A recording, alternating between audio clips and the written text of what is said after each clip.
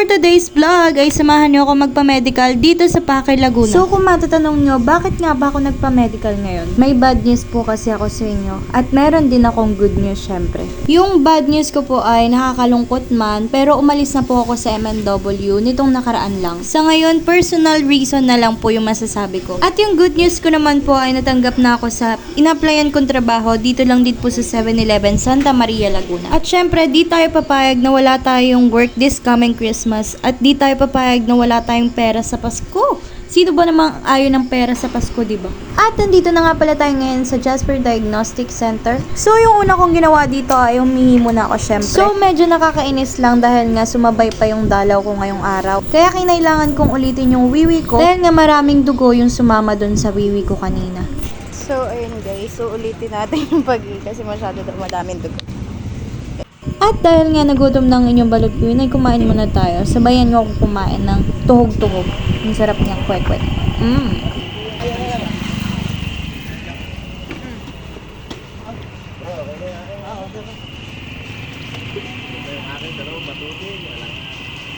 Barbecue!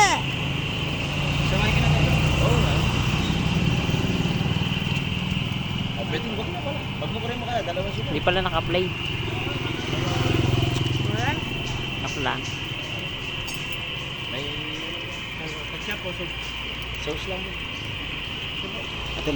Oh, tapos mamaya may magsasabi na naman dyan na ang takaw-takaw ko kaya ako nananaba. Oh, ayan na naman. Dito ako masaya eh. Di ba nga may kasabihan na magtipid ka na sa lahat, wag lang sa pagkain.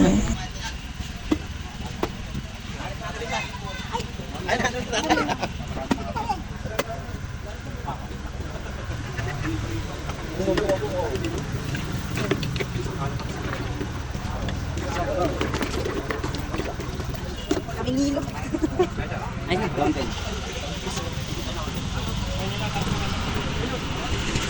So, dito nga pala, after 3 hours, ay binalikan namin yung result ng test at salamat naman sa Diyos at okay naman na lahat.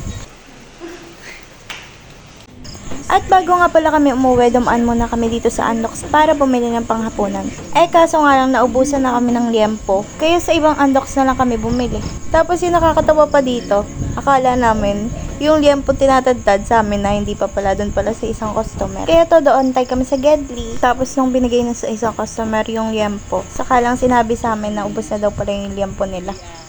Talaga namang si Kuya, joker. Tinatadtad na. Tapos na pala.